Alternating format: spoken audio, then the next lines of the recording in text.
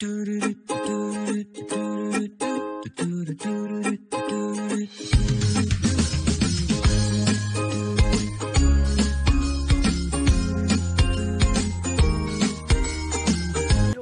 ibuku menempelkan kertas. Ya. Setelah kau mati. Giliranku ya. Ya. Mati. Ikutan main dong. Lah, caturnya kok nggak berantakan sih? Ya dong, ini kan papan catur ajaib, namanya Magneto. Kan nyari kalau ada orang lagi main, jangan iseng. Aku bingung deh. Di rumah, ibuku menempelkan kertas di kulkas, tapi tidak memakai lem. Ibuku menjawab memakai magnet. Dan sekarang papan catur ini aku angkat, tidak jatuh juga. Dia bilang pakai magnet juga. Magnet itu apa sih? Kamu kalau mau nanya magnet sama aku, tapi kalau mau dijawab sama Fadil dan Dea. Kirain yang mau jawab kamu. Arik, magnet memiliki dua kutub, yaitu kutub utara dan kutub selatan. Jika kutub tidak senama didekatkan, maka akan terjadi gaya saling tarik-menarik. Contohnya, pada catur ini. Tetapi jika kutub senama didekatkan, maka akan terjadi gaya tolak-menolak. Bagaimana, Arik? Apakah kamu sudah mengerti tentang magnet? Oh, aku sudah mengerti sekarang tentang magnet.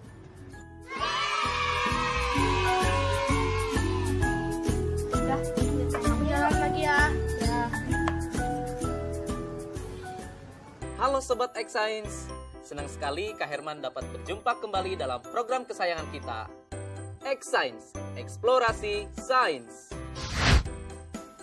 Sobat X-Science, jika sebuah magnet kita potong terus-menerus, maka kita akan mendapatkan magnet-magnet kecil. Magnet-magnet kecil ini disebut sebagai magnet elementer, alias magnet domain, yang memiliki sifat dapat menarik beberapa benda. Tapi ada juga loh benda-benda yang tidak dapat ditarik oleh magnet. Nah, sekarang mari kita perhatikan perbedaan berikut ini. Magnet bisa menarik paku dan klip kertas. Namun, magnet tidak dapat menarik sendok plastik dan ranting. Paku dan klip kertas termasuk benda magnetis, sedangkan sendok plastik termasuk benda non-magnetis. Jadi, apa kesimpulannya? Kesimpulannya adalah, benda magnetis adalah benda-benda yang dapat ditarik oleh magnet, sedangkan benda non-magnetis adalah benda-benda yang tidak dapat ditarik oleh magnet. Jadi begitu sobat. Sobat X-Science, sekarang kita simak apa saja sih sifat-sifat magnet itu. Yang pertama, magnet menarik benda magnetis. Benda yang dapat ditarik oleh magnet disebut benda magnetis. Contohnya seperti paku, peniti, penjepit kertas. Sebaliknya, benda yang tidak dapat ditarik oleh magnet disebut benda non-magnetis, seperti kayu, kertas, dan batu.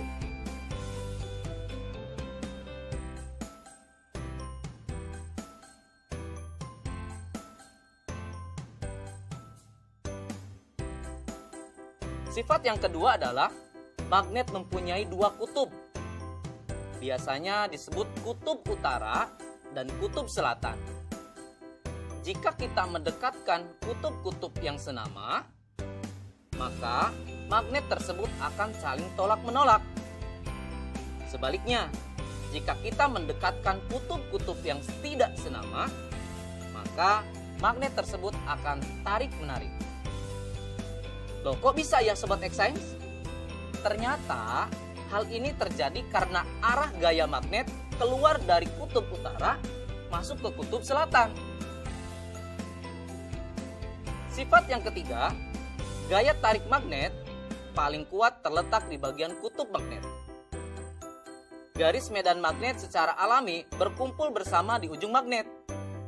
Bagian ujung magnet ini disebut sebagai kutub magnet.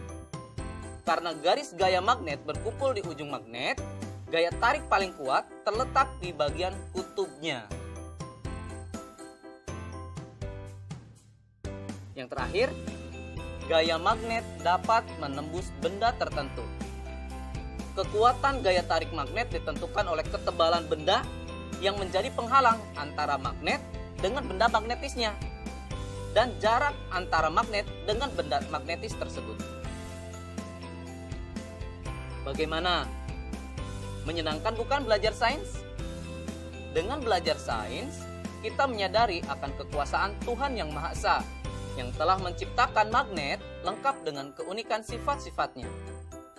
Sehingga kita dapat menggunakannya untuk kehidupan dan dapat menambah rasa syukur kita. Saatnya kita bernalar. Yuk, mari kita bernalar ya. Ada satu magnet batang T, U, dan dua batangan benda yaitu P, Q, dan RS. Dua batang benda P, Q, dan RS didekatkan pada magnet TU. Hasilnya ditunjukkan pada tabel berikut ini.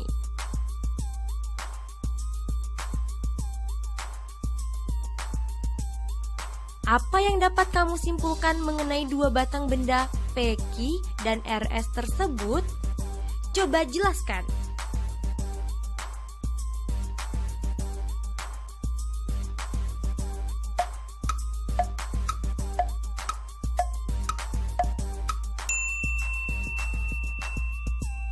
Yuk simak pembahasannya. P, Q adalah magnet, sedangkan RS adalah benda magnetis. P, Q adalah magnet karena ketika ujung P didekatkan dengan ujung T, terjadi saling tarik-menarik. Sementara ketika ujung P didekatkan dengan ujung U, terjadi saling tolak-menolak. Begitupun ketika ujung Q didekatkan dengan ujung T, terjadi saling tolak-menolak. Sementara ketika ujung Q didekatkan dengan ujung U, saling tarik-menarik. RS adalah benda magnetis karena ketika semua ujung batang didekatkan ke ujung magnet TU, terjadi saling tarik-menarik.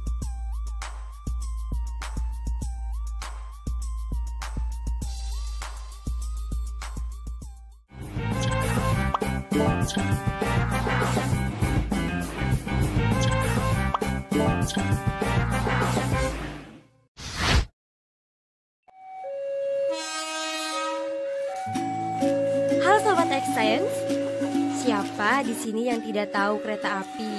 Pasti udah pada tahu kan?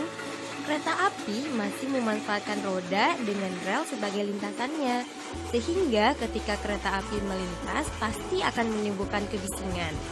Tapi apa jadinya ya jika laju pergerakan kereta api ini dipadukan dengan aplikasi dari sifat-sifat magnet?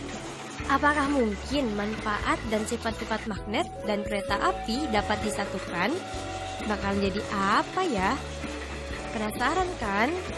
Yuk mari kita simak penjelasan narasumber berikut. Halo Sobat X-Science, kembali lagi dalam program kesayangan kita, X-Science, Eksplorasi Sains. Sobat X-Science, kalian tahu nggak sih apa itu kereta maglev? Dalam bahasa Indonesia, kereta maglev disebut dengan kereta levitasi magnetik, atau sering juga disebut dengan kereta magnet. Seperti namanya, prinsip dari kereta magnet ini memanfaatkan gaya magnet untuk mengangkat kereta sampai mengambang alias melayang dan tidak menyentuh rel, sehingga gaya gesek dapat dikurangi. Selain itu, kereta ini juga memanfaatkan magnet sebagai kekuatan pendorongnya. Dengan kecilnya gaya gesek dan besarnya gaya dorong, kereta ini mampu melaju dengan kecepatan sampai 600 km per jam. Jauh lebih cepat dari kereta biasanya. Luar biasa ya kekuatan magnet jika dimanfaatkan pada kereta. Nah, sekarang bagaimana jika diterapkan pada bidang yang lain ya? Saatnya kita seru-seruan bereksperimen dengan menggunakan magnet, yaitu pensil melayang. Loh, kok bisa pensil melayang? Pasti penasaran bukan? Yuk kita mulai. Terima kasih Kak Herman. Alat dan bahan yang dibutuhkan pada eksperimen ini adalah sebagai berikut: pensil, magnet berbentuk ring, karet alas. Langkah-langkahnya adalah sebagai berikut. Tempatkan 4 magnet berbentuk ring pada kasur karet. Upayakan kutub yang menghadap ke permukaan senama dengan kutub magnet yang dipasang nantinya pada pensil. Masukkan 2 ring magnet pada pensil.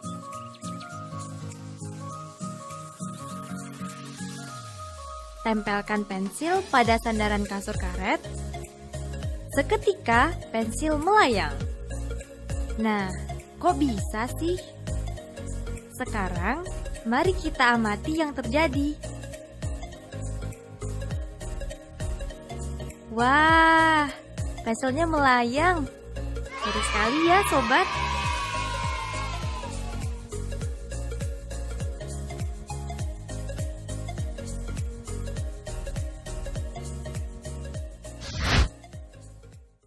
Adik-adik, tadi sudah melihat kan percobaan pensil melayang? Sudah tahu jawabannya kenapa pensil bisa melayang? Pensil dapat terangkat ke atas dan melayang karena pengaruh dari gaya tolak-menolak kutub magnet yang senama antara magnet yang ada di pensil dan magnet yang ada di styrofoam.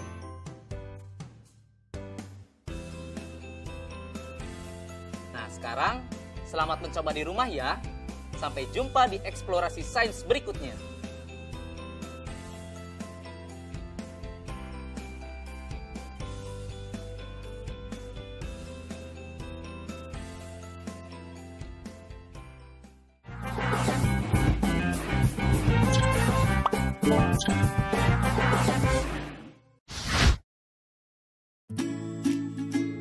Bagaimana, bisa gak? Bisa dong, caranya kita gabungkan kabel ini ke bohlam. Lalu kita hubungkan ujung kabel yang lain ke bawah baterai.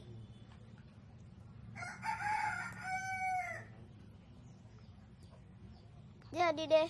Wah, nyala, keren ya. Kalian lagi apa sih? Oh, bikin lampunya menyala. Sini aku juga bisa.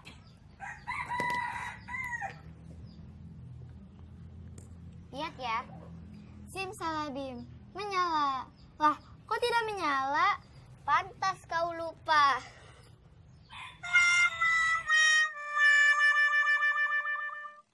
Halo Sobat X-Science, kembali lagi bersama Kak Herman dalam program kesayangan kita, X-Science, Eksplorasi Sains. Sobat X-Science, tahu tidak kenapa bohlam bisa menyala ketika dihubungkan dengan baterai menggunakan kabel? Itu karena ada arus listrik yang mengalir. Nah, arus listrik itu mengalir dari kutub positif ke kutub negatif, atau dari tegangan yang lebih tinggi ke tegangan yang lebih rendah. Bagaimana ya dengan larutan? Bisa tidak menghantarkan listrik? Baik adik-adik, kita buktikan yuk dengan eksperimen. Sobat X-Science, eksperimen kita kali ini adalah percobaan larutan elektrolit dan non-elektrolit. Alat dan bahan yang dibutuhkan dalam eksperimen ini yaitu toolkit listrik yang berisi gauge-meter, aquades, air garam, dan air asam jawa. Setelah semua alat dan bahan tersedia, maka langkah selanjutnya, masukkan ujung kabel ke larutan aquades, lalu amati jarum pada meteran alat atau disebut gauge. Tidak bergerak. Setelah itu, ulangi proses kegiatan dengan menggunakan larutan air garam dan larutan asam jawa. Perhatikan pergerakan jarum pada gauge meter.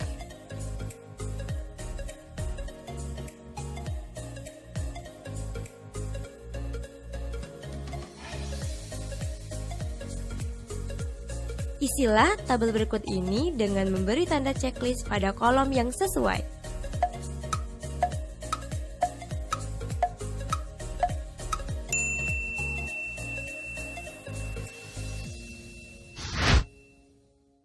Sobat X-Science, sekarang kita simak ya penjelasan hasil eksperimennya. Ternyata ada dua macam larutan berdasarkan kemampuannya dalam menghantarkan arus listrik. Larutan yang tidak menghantarkan arus listrik disebut larutan non-elektrolit. Sementara Larutan yang bisa menghantarkan arus listrik disebut larutan elektrolit. Kok bisa demikian ya adik-adik? Begini, kakak jelasin ya. Larutan non-elektrolit tidak dapat menghantarkan arus listrik karena di dalamnya tidak ada ion. Contohnya air aquades atau air murni. Makanya tadi dalam percobaan jarum pada Gauge-meter tidak bergerak. Sekarang, bagaimana sih larutan yang dapat menghantarkan arus listrik? Larutan elektrolit terbentuk dari terlarutnya senyawa elektrolit dalam peralut air, di mana senyawa itu terurai sempurna membentuk ion positif atau disebut kation dan ion negatif atau disebut anion. Pada saat arus listrik melewati larutan elektrolit, ion-ion dalam larutan menghantarkan arus listrik, seperti layaknya dalam kabel. Nah, Sobat X-Science, sekarang kita lihat larutan garam dan larutan aquades. Jarum pada Gauge-meter bergerak pada larutan air garam. Ini menunjukkan kalau air garam dapat menghantarkan arus listrik. Kenapa bisa demikian? Garam atau NaCl ketika larut dalam air, garam tersebut akan terurai menjadi ion-ion, yaitu ion Na+ dan ion Cl-, yang kemudian mereka terurai, berpencar saat di dalam air. Begitu penjelasannya adik-adik. Menyenangkan bukan belajar sains? Sampai jumpa di eksplorasi sains berikutnya.